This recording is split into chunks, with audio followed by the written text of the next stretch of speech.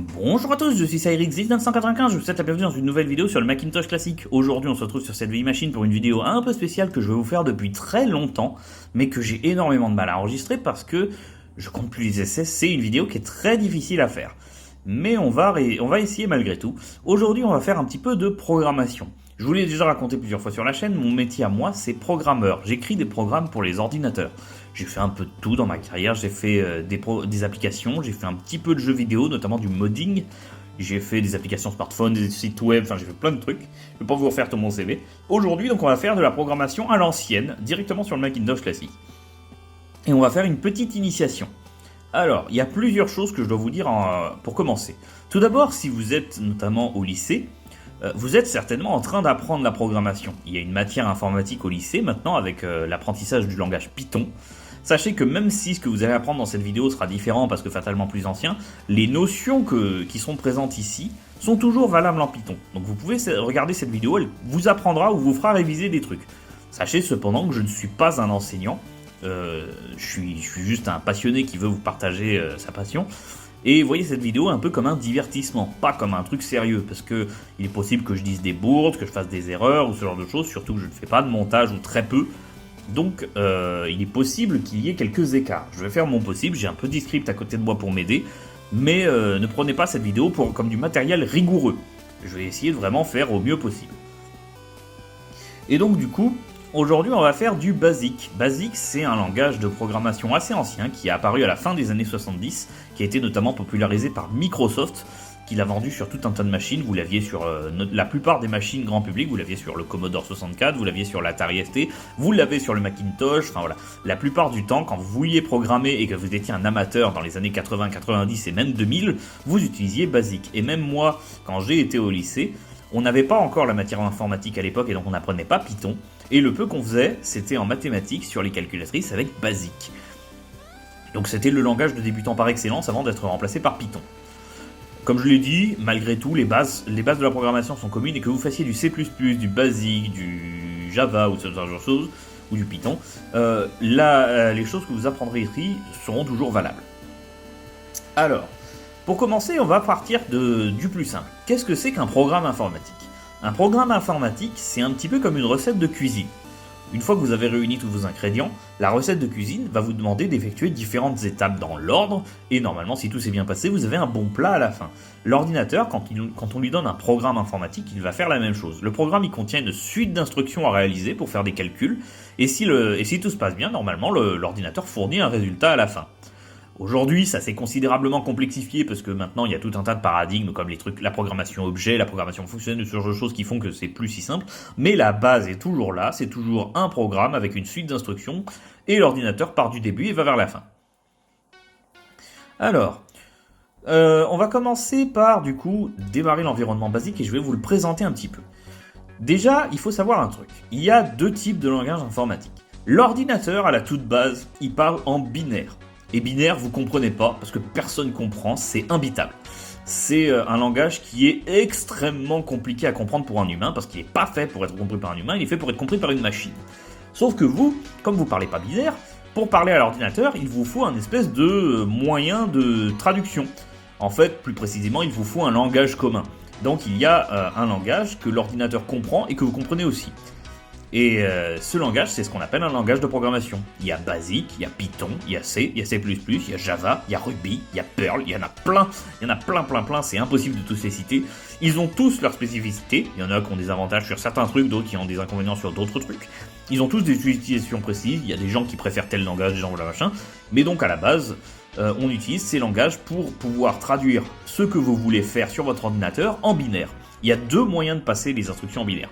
Soit vous faites tout en direct, donc l'ordinateur va directement lire vos commandes telles que vous les avez écrites et les traduire à la volée.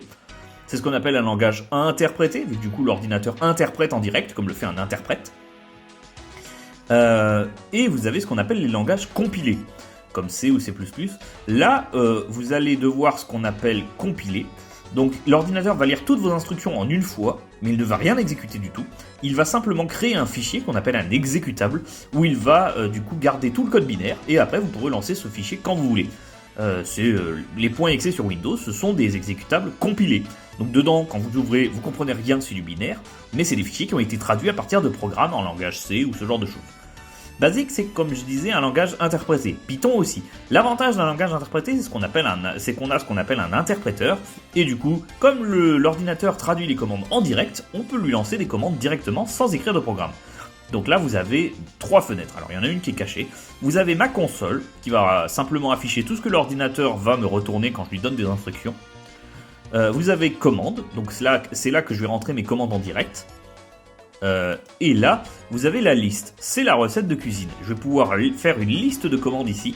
Et une fois que je demanderai à l'ordinateur d'exécuter, il va les parcourir les unes après les autres pour pouvoir lancer le programme. Voilà. Par exemple, la première commande que je vais vous apprendre, c'est la commande print. Print, c'est une commande, ça signifie imprimer en anglais, c'est une commande qui permet d'afficher un truc à l'écran. Si elle s'appelle print, pour la petite histoire, c'est parce qu'à l'époque, on avait ce qu'on appelait des téléscripteurs. Les ordinateurs n'avaient pas d'écran. Et donc, on imprimait sur du papier le retour. Et donc, on imprimait. C'est pour ça qu'on utilisait un texte print. Et on va faire print Hello World, parce qu'en général, quand on commence un nouveau langage de programmation, c'est toujours qu'on fait afficher Hello World. C'est une petite traduction de développeur. Donc, on appuie sur Enter, on exécute la commande. Et là, vous voyez que sur ma console est apparu le mot Hello World. L'ordinateur a exécuté. Il a vu que donc, il a vu la commande imprimée, qui lui demande d'afficher. Et donc, il a affiché Hello World. Je peux afficher plein de trucs. Je peux afficher, par exemple... Bonjour, je suis Cyrix 1995. Hop, voilà. Et là, vous voyez, il affiche bonjour, je suis Cyrix 1995. Mais je peux lui demander de m'afficher autre chose que des mots. Si je veux, par exemple, afficher un nombre, je fais print 2 et il affiche 2. Je peux également faire des calculs. Par exemple, si je fais print 5 plus 3, il m'affiche 8, parce qu'il a vu qu'il y avait d'abord l'instruction print et qu'il y avait un calcul à faire. Donc il fait tout ça. Comme vous l'avez dit, je peux faire une recette de cuisine. Donc par exemple, si je lui dis de m'afficher bonjour, et si je lui dis de m'afficher ensuite mon nom est Macintosh, voilà. Vous voyez qu'il a mis mes commandes en gras, c'est sympa, c'est pour plus de clarté. Et puis je vais mettre print. Ah. En basique, on met toujours les commandes en capital. C'est une convention du langage basique, c'est pas commun à tous les langages de programmation. Alors, print, je sais faire des calculs. Print. Alors, remarquez un petit truc. Comme 3 fois 5. Vous voyez que quand je veux afficher des mots, je mets ce qu'on appelle des guillemets. En gros, ça dit à l'ordinateur, n'analyse pas ce qu'il y a là-dedans.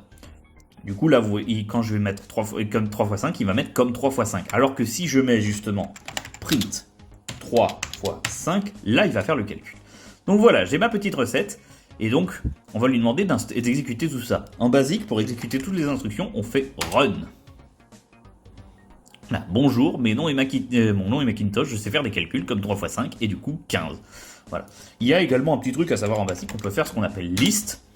Et là, bon, il m'affiche la liste. Sur d'autres programmes, on n'avait pas forcément une fenêtre séparée, donc il affichait directement dans la console. Voilà. Donc on a appris à prendre en main l'environnement basique. On a appris à faire des commandes et on a appris à faire des calculs. Seulement, là, on n'est pas bien avancé pour faire des trucs plus complexes. Alors, il va falloir utiliser tout d'abord la mémoire de l'ordinateur. Dans un ordinateur, il y a 2 types de mémoire. Il y a ce qu'on appelle la mémoire vive et la mémoire morte. La mémoire morte, basiquement, c'est tout ce qui ne bouge pas. C'est tout ce que vous avez stocké sur votre disque dur, votre SSD, votre clé USB ou ce genre de choses, et qui, tant que vous n'avez rien lancé, ne bouge pas. Après, vous avez ce qu'on appelle la RAM, ou la mémoire vive. Là, quand vous lancez un truc, l'ordinateur va déplacer tout ce qui est important de la mémoire morte vers la mémoire vive et va l'utiliser pour faire ses calculs. Et donc, nous, si on veut stocker des trucs dans les mémoires vives pour pouvoir faire des trucs intéressants, comme par exemple gérer des données ou ce genre de choses, on va utiliser ce qu'on appelle une variable. Une variable, on peut le voir un petit peu comme une boîte qu'on crée et dans laquelle on peut mettre un petit peu ce qu'on veut. Alors, faut savoir qu'on met pas exactement ce qu'on veut. Généralement, l'ordinateur, il attend qu'on mette des trucs bien précis dedans. Mais par exemple, dans une variable, on peut mettre un nombre. En basique, pour créer une variable, on donne un nom. Par exemple, je vais l'appeler variable. Alors, en général, les variables n'ont pas de nom majuscule. Il y a des conventions à respecter dans la syntaxe de développement. Elles changent d'un langage à l'autre en plus. Mais par exemple, si je mets variable égale 5, je fais ça. Là, l'ordinateur n'a rien affiché, parce qu'il n'y a rien à afficher. Mais si je vais print variable 5, vous voyez qu'il a retenu que j'avais créé une variable et que j'avais mis 5 dedans. Et du coup, quand je lui demande de me l'afficher, il me la restitue. Je peux faire plein de choses avec ma variable. Je peux la changer de valeur. Par exemple, je peux la mettre égale à 6. Et là, vous voyez que si je refais print variable, cette fois-ci, elle est passée à 6. Je peux également faire des calculs, exactement comme j'ai fait avec print. Si je fais variable égale 3 fois 7 moins 6, hop, je fais print variable, ça me donne 1. Donc maintenant, on sait faire des commandes, on sait faire des calculs, et on est capable de stocker des résultats de calcul, ou même de stocker des nombres, enfin on est capable de stocker des trucs dans la mémoire. Sachant qu'on n'est pas obligé de stocker des nombres, on peut aussi stocker des mots. Par exemple, je peux stocker une phrase. Alors, en basique, si je dis pas de bêtises, il faut que je mette $$ à la fin. Parce que, en basique, il faut que je spécifie le type de variable. Donc si je fais ça, normalement...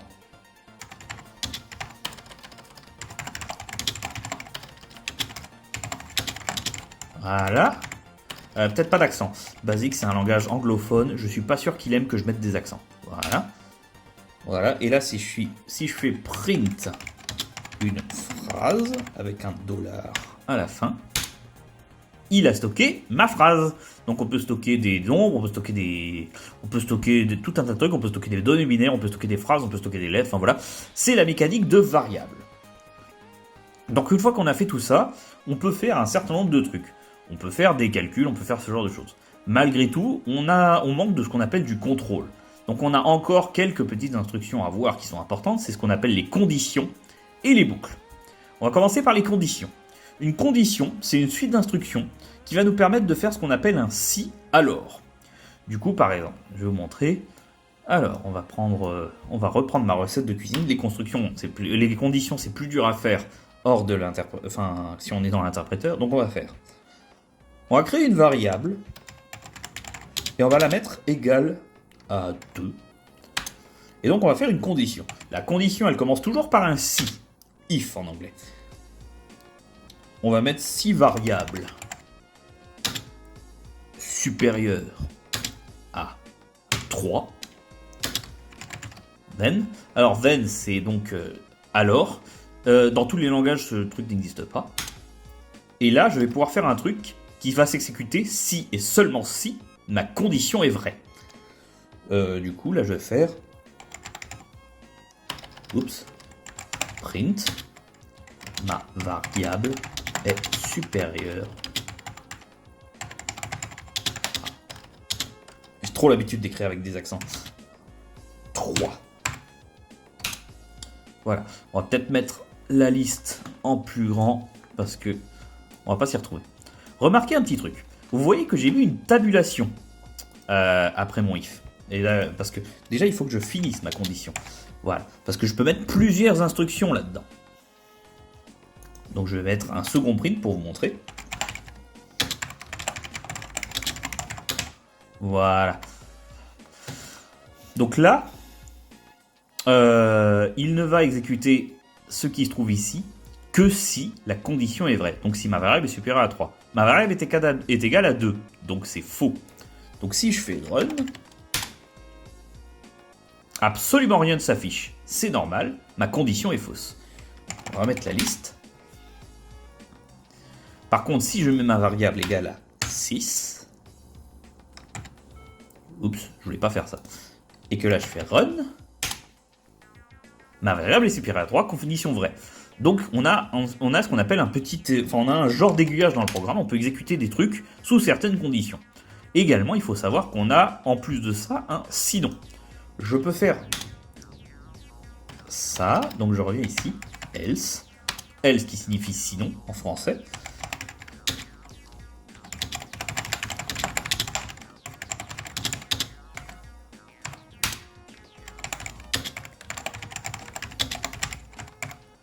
Voilà. Et donc là, ça, ce sera exécuté si ma condition est fausse. Du coup, si je fais run, là ma condition est vraie, donc il affiche ça. Si je mets ma variable égale à 1, cette fois-ci ma condition est fausse, donc c'est la seconde partie qui va s'exécuter. Ma variable est inférieure à 3. Condition fausse. Voilà. Donc c'est la mécanique des conditions. On appelle souvent ça les if par abus de langage. Donc remarquez un truc intéressant, c'est que quand je crée une condition, et même d'une manière générale quand je crée tout ce qu'on appelle un bloc, c'est-à-dire des instructions qui dépendent d'une zone précise, je fais ce qu'on appelle une tabulation. Enfin, j'ai décalé un petit peu mon code. Ça permet de le clarifier, c'est ce qu'on appelle l'indentation. Sur beaucoup de langages, comme Basic, c'est pas obligatoire. Je pourrais simplement tout aligner comme ça, et ça marcherait quand même. Basic n'en a rien à fiche. Sur Python, par contre, elle est obligatoire, et c'est pas anodin, parce que l'indentation, ça sert à clarifier le code. Ici, vous voyez clairement les trois parties de ma condition. Donc vous voyez le bloc de condition, vous voyez qu'est-ce qui est vrai, qu'est-ce qui est faux, et c'est assez clair parce que le décalage fait que c'est facile à lire. Mais il faut savoir que si vous ne le faites pas, le programme va être beaucoup plus brouillon et bloqué, et ça va être indéchiffrable. Du coup, si vous débutez en programmation, pensez à indenter, c'est super important. De toute façon, si vous faites du Python, vous êtes forcé de le faire. Python vous force à indenter, il ne fonctionnera pas si vous ne le faites pas. Alors, donc on a appris les conditions. On va ensuite apprendre les boucles. Il y a deux types de boucles. La boucle la plus ancienne à proprement parler, c'est ce qu'on appelle la boucle for. En français, c'est la boucle pour. En gros, on va définir un compteur et on va demander au programme de lancer toutes les instructions qui sont dans le bloc for, le nombre de fois de ce compteur. Je vais faire par exemple... Alors, comment je vais procéder? On va faire un for. Alors, le for en basique, si je me rappelle bien. Parce que la syntaxe est un peu savante. On va faire 1. Non, for i. Donc on va prendre le compteur. Le compteur, souvent, par tradition, on l'appelle i. C'est pas forcément une bonne chose, parce que i, ça peut être n'importe quoi, et des fois on peut donner un nom. On va l'appeler compteur, voilà, comme ça sera plus simple. For compteur égale 1. Donc notre compteur, il va commencer à 1, tout. Et on veut qu'il s'arrête à 7, voilà. Donc, on a for compteur 1 plus 7. On va faire un print instruction for numéro. Et là, on va faire ce qu'on appelle une petite concaténation, ce qui nous permet d'afficher plusieurs choses dans le même print. On va faire une virgule et on va mettre compteur. Et on va mettre un espace ici, sinon ça va pas être beau. Voilà. Pour terminer un for, en basique, on utilise next. En fonction des langages, ça change toujours. Next i, on met toujours ça. Et donc là, vous voyez, j'ai un for avec donc mon démarrage, mon arrêt et une instruction dedans. Si je fais run,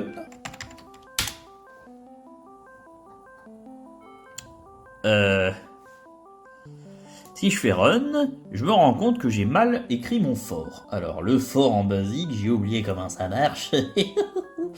Petite pause.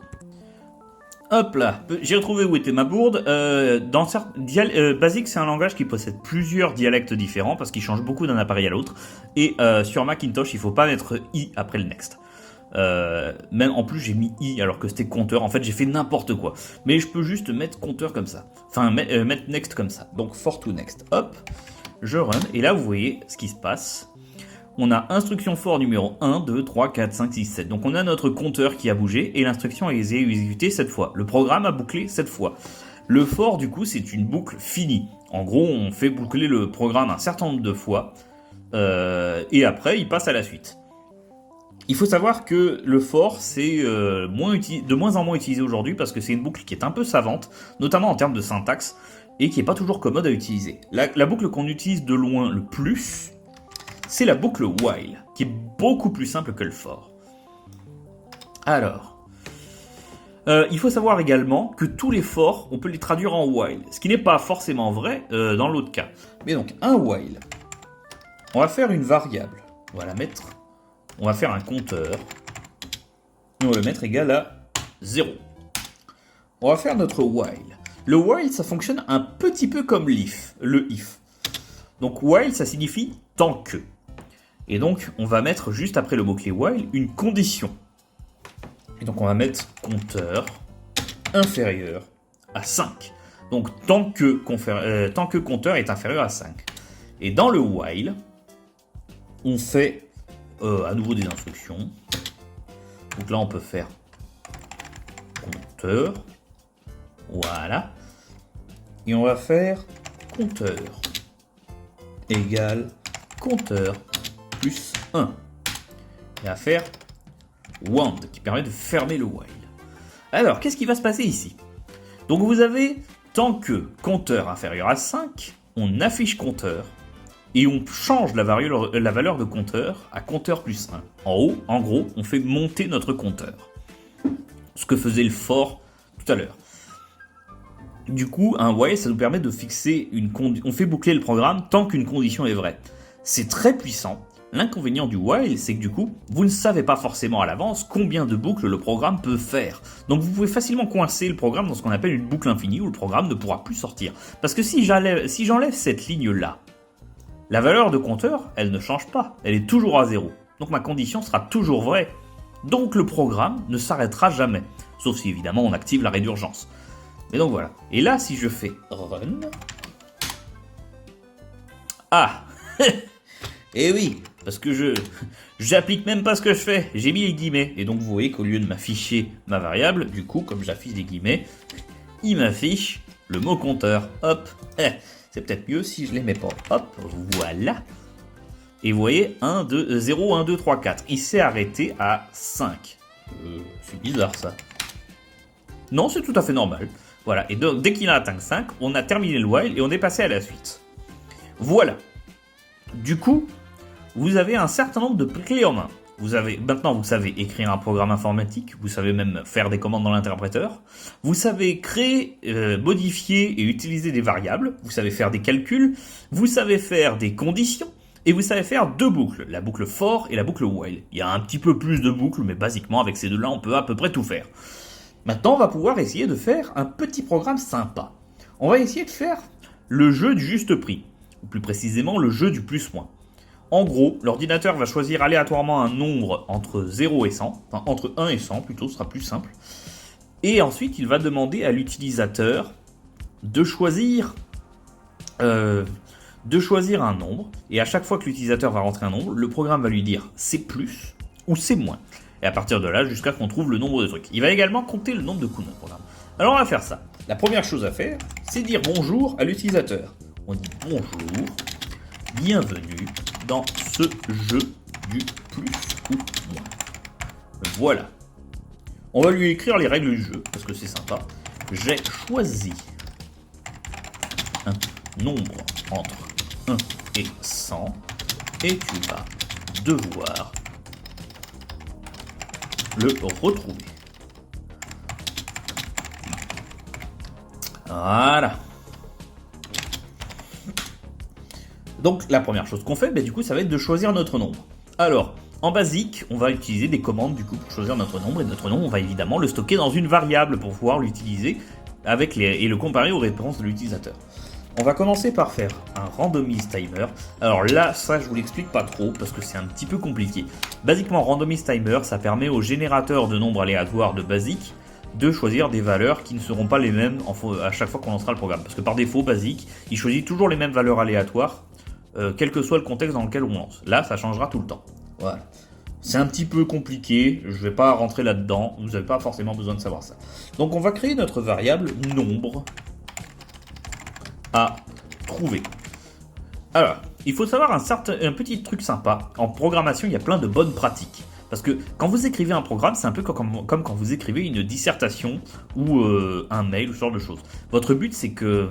Enfin, c'est pas votre but, mais il sera forcément lu par une autre personne. Si vous êtes au lycée, il sera lu par votre professeur. Et si vous êtes un programmeur professionnel, il sera certainement lu par vos collègues, parce que vous êtes rarement seul à travailler sur un programme. Donc on a tout un certain nombre de bonnes pratiques pour ne pas avoir des programmes indéchiffrables que personne ne pourra relire. Il y a plein de pratiques différentes, je vous ai parlé de l'indentation par exemple tout à l'heure, mais également on a ce qu'on appelle les commentaires. Alors en basique, on va pas les utiliser, mais donc basiquement je peux mettre, je sais plus quel format c'est. En C par exemple, c'est avec un double slash, donc je vais vous montrer en C. On fait ça, et par exemple on dit cette instruction sert à randomiser le générateur de nombres. ça c'est un commentaire. Donc on met des instructions. En général, on les met en anglais, parce qu'en programmation, on parle quasiment tout le temps en anglais.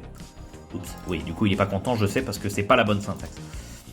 Et donc, ça permet d'accompagner les instructions. Les commentaires, c'est bien. C'est toujours cool d'en mettre, justement, parce que ça permet de clarifier votre programme.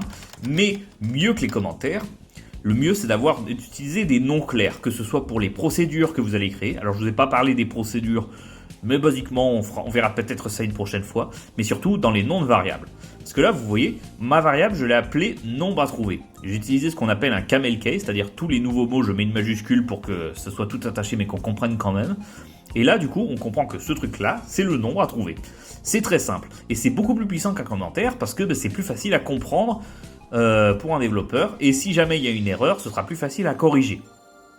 Donc en général, ayez des noms de variables clairs et précis, qui indiquent clairement ce que vous faites. C'est un très bon moyen pour rendre votre programme compréhensible.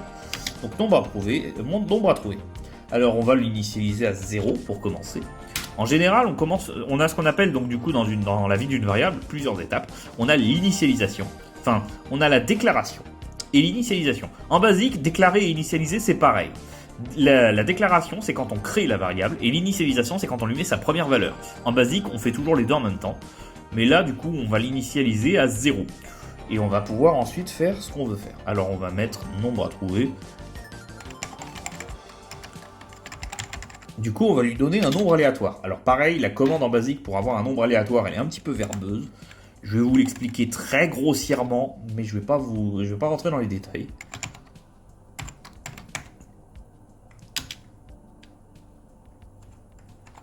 Hop. Je la copie, évidemment, parce que même moi, je la connais pas par cœur. Voilà. Bon. Ah là, la procédure.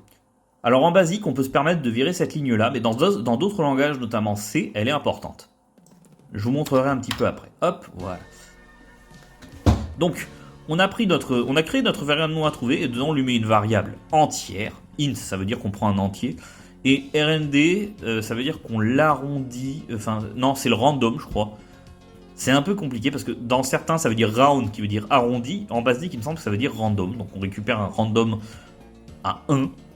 On le met qu'on multiplie par 100 plus 1. Donc ça nous permet d'avoir un nombre aléatoire entre 1 et 100. Je ne vais pas rentrer dans les détails, c'est pas bien clair. Et de toute façon, c'est pas des notions qui sont importantes pour commencer.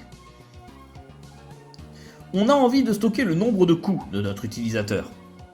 Du coup, on va créer une variable nombre de coups.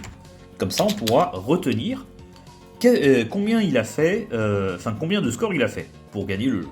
Et donc, du coup, comme il a fait 0 coups, on commence à 0. En général, dans un programme propre, on met les variables au début. Parce que c'est un peu comme une recette de cuisine, vous listez vos ingrédients avant de faire les différentes étapes. C'est plus facile à comprendre pour tout le monde. Alors, on a également besoin de stocker la réponse de l'utilisateur. Donc quand l'utilisateur va taper un truc au clavier, il faut qu'on stocke ce qu'il va répondre. Voilà. Du coup, on la met à 0 aussi. Non, on va la mettre à 101. Quoique. On va la mettre à 101, parce que le nombre que je choisis, il est entre 1 et 100. Alors ouais, non, je peux la mettre à 0 aussi, ça marche, puisque je ne prends pas 0 en compte. On va la mettre à 0. Ce qui est important, c'est qu'elle ne soit pas déjà égale à un nombre entre 1 et 100. Pourquoi ? Tout simplement parce que à un moment, il va falloir que je compare cette réponse à mon nombre à trouver. Et si elle est déjà égale à entre 1 et 100, l'utilisateur il pourrait gagner en 0 coup, littéralement. Donc il faut faire attention à ce qu'elle soit pas dans les nombres, qu'elle puisse pas être égale à un nombre à trouver au hasard. Alors, on va pouvoir ensuite faire ce qu'on appelle la game loop, c'est-à-dire la boucle de jeu, le moment où le programme va boucler jusqu'à ce qu'on trouve. On ne sait pas combien de fois l'utilisateur va devoir donner un nombre, puisque le juste prix c'est le principe, le but c'est de trouver le moins de coups possible, mais on ne sait pas combien de coups il y a. Du coup, la boucle qu'on va utiliser, c'est while, puisque while, on ne sait pas il peut s'exécuter un nombre indéterminé de fois, alors que sur un for, ça donnerait un nombre de coups limité. On ne pourrait pas faire un nombre de coups infini. Du coup, notre while, sa condition, ça va être tant que le nombre à trouver n'a pas été trouvé. sauf que n'a pas été trouvé, on peut pas mettre ça en but en blanc dans le programme. Et donc on a la réponse utilisateur. Alors, on va mettre différent. Différent en basique, ça s'écrit comme ça. Sur d'autres langages, ça s'écrit différemment, mais ça veut dire différent en basique.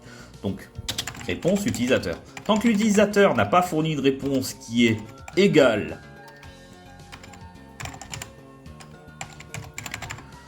au nombre à trouver, on fait tout ce qu'il y a dans le while. Et donc à chaque fois, on va faire différentes étapes. Déjà, on va commencer par dire à l'utilisateur quoi faire.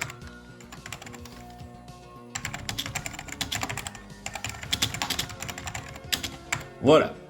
Ensuite, on va simplement récupérer la réponse de l'utilisateur. En basique, la commande pour récupérer quelque chose à clavier, c'est input. Et donc, à chaque fois, on met la variable. Donc, on met input, réponse, utilisateur. Je sais pas écrire utilisateur, c'est terrible. Voilà. Quand le programme va voir ça, il va demander à l'utilisateur de saisir un truc au clavier et il va stocker ce qui a été tapé au clavier dans la variable. Alors il faut savoir quelque chose, il y a ce qu'on appelle en informatique de la gestion des erreurs. Comme vous le savez, en programme, on peut avoir des bugs. Les bugs sont causés par plusieurs façons. Si vous avez vu la vidéo Halloween, j'en ai un peu parlé. Soit le programme est mal conçu, c'est-à-dire il y a une erreur dans les instructions, une erreur dans la recette, et du coup votre gâteau il ressemble à rien à la fin. Soit il y a aussi ce qu'on peut appeler des erreurs qui n'ont pas été prises en charge, des pannes incontrôlées. Là, globalement, mon utilisateur il peut taper n'importe quoi au clavier. Il peut taper un nombre, bien sûr, c'est ce qu'on attend, mais il peut aussi taper une lettre. Il peut taper un mot, il peut taper une phrase. Et en soi, s'il fait ça, le programme il va déconner parce que lui il veut un nombre. Donc, dans un cas idéal, il faut vérifier que la réponse de l'utilisateur est correcte, qu'il nous a bien donné un nombre. Alors, on va pas le faire là, parce que le but c'est que le programme reste simple, mais sachez que c'est très important en programmation de vérifier à chaque fois, notamment quand ça vient de l'utilisateur, parce que les utilisateurs ils peuvent rentrer n'importe quoi, et vous n'imaginez pas tout ce que les gens peuvent rentrer comme débilité dans un ordinateur pour le faire déconner. Non, enfin bon. Donc on a demandé à l'utilisateur de choisir notre variable. Donc ce qui fait que maintenant on peut comparer à notre variable à la réponse de l'utilisateur. On doit répondre deux choses à l'utilisateur. Est-ce que c'est plus ou est-ce que c'est moins? Et pour ça, on va utiliser une condition. Si le nombre à trouver est supérieur à la réponse utilisateur, j'ai oublié le then. En basique, comme je dis, on met toujours then. Très peu de langages qui ont le then, c'est un truc un peu dépassé. Hop. Donc si c'est supérieur, ça veut dire que c'est plus... non, si la réponse est inférieure, ça veut dire que c'est moins. Donc on va faire un print. C'est moins. Voilà. Si c'est pas le cas, ça veut dire que c'est plus. Enfin, on va faire un truc. On va faire un else. Et puis dans notre else, on va refaire un if. On n'est même pas obligé de mettre le else. Mais je vais le mettre parce que ça vous apprend un peu le principe du if. Alors je mets des parenthèses, c'est un réflexe que je vous donnerai après. Donc là, on va tester si c'est plus. Pour ça, on fait la même chose, sauf que du coup, on teste l'inverse, si c'est plus. Réponse utilisateur, d'ailleurs, c'est réponse par response. Pas faire de faute de frappe. Voilà.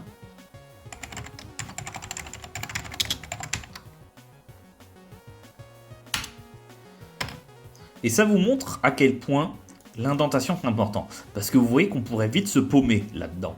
Là, on a l'indentation. Donc là, grâce à ça, avec les décalages, on sait qu'on est dans le while. Et là, on sait qu'on est dans le premier if. Et là, du coup, on sait qu'on est dans le deuxième if. Ça aide énormément à clarifier un programme, l'indentation. Donc c'est hyper important. Même si au début, je reconnais, c'est chiant à faire. Mais ça s'apprend. Et puis, vous voyez, moi, je le fais même sans réfléchir maintenant. Donc, print, c'est plus. Là, on va mettre un petit peu d'exclamation histoire de donner l'impression que l'ordinateur est joyeux. Attention à bien fermer les guillemets, c'est important aussi. Hop. Parce que l'ordinateur, il ne laisse rien passer. S'il y a un truc qui va pas, lui, il s'en fiche. Hein. Il dit qu'il y a une erreur et il exécute pas. Donc là, on met la fin à notre if. Donc ce if-là, il est fini. Et là, vous voyez que celui-là, il n'est pas fermé. Donc on va le refermer aussi. Voilà. Une fois qu'on a fait ça, Ben, logiquement, le joueur vient de jouer un coup. Du coup, on augmente notre nombre de coups.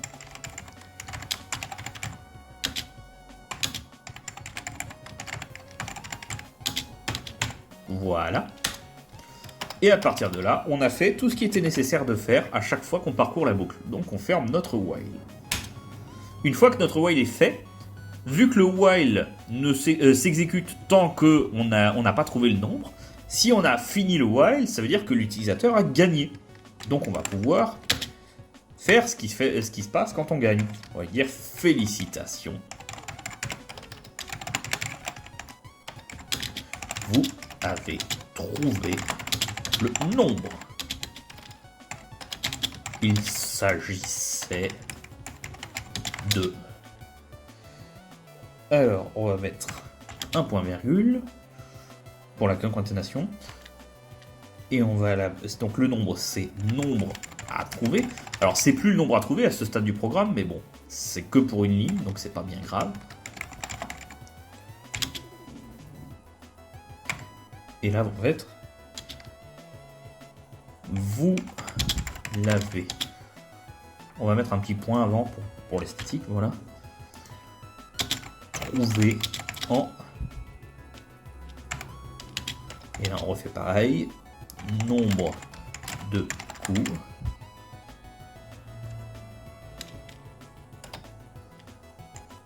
Voilà, hop. Et voilà. Alors, si on redit notre programme depuis le début. Donc on a notre recette de cuisine, on a toutes les instructions. Voilà qu'on commence par dire bonjour à l'utilisateur, donc on affiche bonjour, bienvenue, on lui dit les règles. Après on choisit notre nombre aléatoire, donc le nombre à trouver, entre 1 et 100. Ensuite on prend notre nombre de coups qu'on met à 0 pour le stocker. Et on fait pareil avec le truc que l'utilisateur va nous répondre. Et donc on a notre boucle. À chaque fois, donc on va faire ça tant que l'utilisateur n'a pas trouvé. Parce que dès que c'est plus différent, on arrête la boucle. Et donc la boucle, c'est tant que la réponse n'est pas égale au nombre à trouver. On commence par lui dire quoi faire, on stocke sa réponse. Comme j'ai dit, là c'est dangereux parce que l'utilisateur peut casser le programme. Hop. Et ensuite on vérifie si cette réponse est supérieure ou inférieure. Si c'est inférieur, on dit c'est moins. Si c'est supérieur, on dit c'est plus. Avec une condition un petit peu alambiquée. On peut la simplifier, mais le but c'était de vous montrer un petit peu ce que ça peut être un programme alambiqué. Et une fois que c'est fait ça, l'utilisateur a joué un coup, donc on monte le compteur de coups. Et une fois que c'est ça, on a fini notre boucle. Si on sort de notre boucle, il a gagné, et donc du coup, on le félicite. Voilà ce que ça donne. Du coup, on va faire run. Voilà. Le programme nous indique les trucs à faire, et il nous demande de taper notre réponse. On va commencer par 50. Il va dire c'est moins. En toute logique, on va mettre genre 20. Il dit encore c'est moins. 10, c'est encore moins. 5, c'est encore moins. 1, c'est moins. Il y a un truc qui va pas. Là, vous voyez que le programme se comporte pas bien. On a fait une erreur. Je vais essayer un truc. C'est bizarre. Ça, c'est bizarre. J'ai fait une bêtise. Voilà, vous avez le cas typique de ce qui est de mon métier. C'est quand on a codé une connerie. Donc, on va stopper le programme. Et on va regarder qu'est-ce qui se trame. Alors, qu'est-ce qui va pas là-dedans? On a deux possibilités. Alors, vraisemblablement, ce qui va pas, comme il faut réussir à se resituer. On va faire ce qu'on appelle du débogage. On va essayer de resituer qu'est-ce qui va pas. Donc, on va relire les instructions dans l'ordre. Donc là, globalement, tout va bien, tout est bon. Peut-être que j'ai fait une erreur dans le truc aléatoire, mais bon. Là, vous voyez qu'on rentre là-dedans.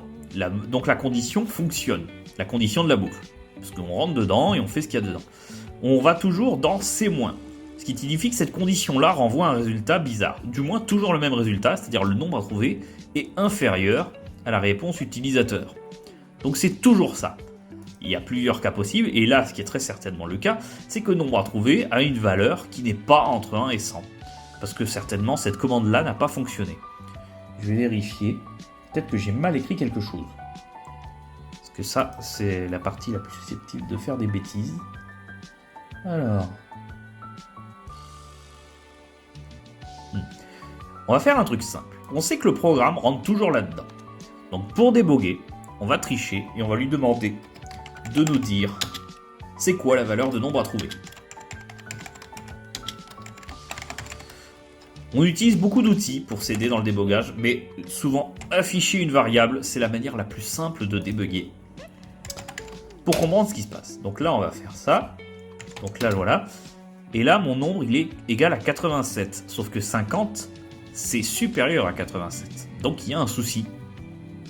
Il y a un souci dans notre condition, parce que notre condition ne donne pas le résultat qu'il faudrait. Donc on va stopper le programme. Et on va faire liste. Voilà, j'avais pas du tout prévu ça, mais quelque part, ça vous montre un petit peu comment on fait du débogage. Donc j'ai peut-être mal formulé ma condition. Parce que ma réponse utilisateur... Donc nombre à trouver, là il était égal à 87. S'il est supérieur à la réponse utilisateur... Eh oui, j'ai fait dans le mauvais sens. Il faut dire, c'est plus. Et c'est là, c'est moins. Eh, j'ai pas été bien clair, parce que si le nombre à trouver, il est supérieur, ça veut dire qu'il faut trouver plus. Et si la réponse est inférieure, ça veut dire qu'il faut trouver moins. Enfin voilà. Et supérieur, enfin voilà. Hop, petite inversion. Alors on recommence. Syntaxe error, parce que j'ai fait une faute de frappe en exécutant run. Voilà. Hop, 50, c'est plus. 80, c'est moins. 70, c'est plus. 75, pas 752. C'est moins. 71, c'est plus. 72, c'est plus. 73. Félicitations, vous avez trouvé le nombre, il s'agissait de 73, vous l'avez trouvé en... on sait pas. Alors on va peut-être éviter que ça déborde, pour ça on va faire un second print, tout bêtement. Comme ça nous permet d'aller à la ligne. Voilà. Alors. Donc on va prendre tout ce bloc là. Non, ça c'est bon. Voilà. Donc on va sélectionner tout ça. Ouh là là. C'est compliqué de sélectionner sur un ordinateur des années 80. Il n'y a pas toutes les conventions modernes. Et alors le scrolling, vous voyez que c'est pas super rapide. Hop là. Hop. Voilà. Donc là on fait print. Hop là. Voilà, ça devrait le faire. On refait un run. Donc on recommence. 50, c'est plus. 80, c'est plus. 90. Félicitations, vous avez trouvé le nombre. Il s'agissait de 90. Vous l'avez trouvé en 3. Et j'ai même pas mis... peut-être plus élégant. Coup. Voilà, ça va être plus joli. On réessaye encore une fois. Donc 50, c'est plus. 70, c'est moins. 65, c'est plus. 67, c'est plus. 68, c'est plus. 69. Félicitations, vous avez trouvé le nombre. Il s'agissait de 69. Vous l'avez trouvé en 6 coups. Voilà, donc vous avez vu comment on fait un programme du plus-moins. C'est un programme assez facile, mais c'est toujours par ce genre de programme qu'on commence. Je vais vous montrer une dernière chose avant de mettre fin à la vidéo. C'est que le plus-moins, je me suis amusé souvent à le faire. Petite tâche sur l'écran, voilà. C'est que je me suis souvent amusé à le faire. C'est un programme que je fais souvent pour tester les programmes, les langages de programmation. Et sur le Macintosh classique, je l'ai aussi fait en C. Et je vais vous montrer à quoi ça ressemble en C pour vous montrer c'est quoi la différence entre deux langages de programmation. C déjà, donc du coup, c'est un langage compilé. Donc on peut pas faire des commandes en direct comme on fait sur Basic ou Python. C'est un langage qui est beaucoup plus rigoureux parce que beaucoup plus proche du matériel. Je veux pas tout expliquer basiquement, mais dites-vous que C est plus compliqué que Basic, à proprement parler, plus complexe. Après, bon, les bases sont les mêmes. Alors, il est où mon environnement C? C'est ThinkC 5, moi, que je prends. Hop là. Je vais le lancer qu'une fois, hein. J'espère qu'il va pas faire de bêtises. Vous voyez que j'en ai des trucs de programmation sur cette machine, j'adore programmer, donc je fais plein de trucs. Alors, le programme du plus-moins, normalement il est là. Voilà. Hop. Main.c, donc ça c'est mon fichier principal. Alors vous voyez que c'est très différent, mais il y a globalement beaucoup de ressemblances. Donc là j'introduis des librairies. parce qu'en C, on a des librairies séparées, voilà, c'est pas forcément le plus simple à retenir, et je crée ce qu'on appelle la procédure main. Alors, une procédure, basiquement, c'est un bloc d'instructions qu'on peut appeler, c'est un peu comme une commande. C'est comme print, par exemple, print, c'est un peu comme une procédure, c'est-à-dire que je peux avoir le code de print, enfin voilà. Et donc, le C, il utilise toujours la procédure main pour démarrer, donc je suis dans le main, et donc là-dedans, vous voyez qu'on retrouve mes variables. Donc j'ai créé des entiers. En C, il faut spécifier le type aussi, et ça se fait via ces mots-là. Donc j'ai un entier nombre à trouver, un entier proposition d'utilisateur et un entier nombre coup, exactement comme dans le programme basique. J'utilise l'instruction printf, qui est à quelques différences près de l'instruction print, donc je salue l'utilisateur. Là, je fais mon truc aléatoire. Donc là, je fais le randomized timer exactement comme j'ai fait en basique. Là, je mets du coup mon random, donc je mets que nombre à trouver est égal à 101. Et en C, vous voyez, dans les vieux programmes C, on est obligé de mettre toujours les variables au début. Vraiment au début, avant tout. Donc comme une liste d'ingrédients d'une recette. Donc là, toutes mes variables sont ici. Une fois que j'ai fait ça, vous voyez que j'ai ma boucle while, qui est exactement comme en basique. Donc nombre à trouver différent, le mot pour différent, est pas de la même manière, mais ça veut dire la même chose. Tant que c'est différent d'utilisateur, on fait nombre coup plus plus. Alors on peut le faire à la fin, je l'ai fait au début, ça change pas grand chose. Donc plus plus, ça signifie qu'on ajoute 1, donc j'ajoute le nombre de coups. Et oui, en C, la manière de délimiter les blocs est différente. Alors on a toujours l'indentation, vous voyez que je fais toujours mes tabulations. Et on a des accolades, et dans beaucoup de langages comme C, c'est les accolades qui servent à déterminer les blocs. Sachant que quand il n'y a qu'une seule ligne, on n'est pas obligé de les mettre. Donc j'ai printf, scanf, c'est ce qui permet de saisir la réponse d'utilisateur. Donc c'est comme le input en basique. Et là donc j'ai ma condition. If proposition utilisateur est égal à machin, donc j'ai supérieur c'est moins, inférieur c'est plus. Voilà. Et enfin, je félicite, et j'ai un return 0 à la fin qui est important en C pour le code d'exécution. Mais vous voyez que basiquement, même si le langage n'a pas du tout la même syntaxe, même si c'est différent, on a les mêmes notions, on a le while, on a le if, on a les variables, on a les calculs, c'est toujours plus ou moins la même chose. Et c'est pour ça que ce que vous avez appris en basique, vous pourrez le réutiliser en Python et dans n'importe quel autre langage. Et on va s'amuser à lancer le programme C, alors c'est où? C'est là. Voilà. Il va faire la compilation en direct, et une fois que c'est ça, on lance le programme. Alors là, ça va vite parce que mon programme était déjà compilé, mais bon, voilà. Et ça fonctionne exactement sur le même principe. 50, c'est moins. 30, c'est moins. 20, c'est moins. 10, félicitations, tu as trouvé la solution en 4 coups. Voilà. Et du coup, hop, je presse Enter pour terminer. C'était une petite introduction à la programmation. Alors, je sais pas à quel point c'était pertinent. J'espère que ça vous aura plu. J'espère que j'ai été assez clair dans ce que j'ai voulu vous apprendre. Comme je vous l'ai dit, cette vidéo a été très compliquée à tourner. C'est vraiment pas évident quand on n'est pas enseignant d'essayer de vous apprendre quelque chose de sérieux. Donc j'espère que ça vous aura au moins diverti, que ça vous aura un petit peu appris qu'est-ce qui se cache derrière les programmes informatiques, que ça vous aura permis de comprendre un petit peu mon métier, et que ça vous aura appris des choses. J'espère que la vidéo vous a plu, je vous souhaite d'aller jusqu'à la prochaine vidéo, et je vous dis à la prochaine, salut!